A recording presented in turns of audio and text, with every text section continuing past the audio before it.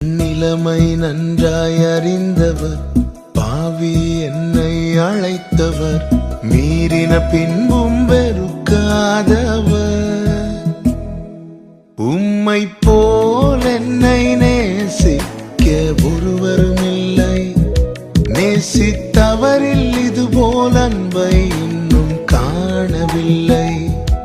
உம்மை போல் என்னை நேசிக்க ஒருவரும் இல்லை, நேசித்தவரில் இதுபோல் அன்பை இன்னும் காணவில்லை.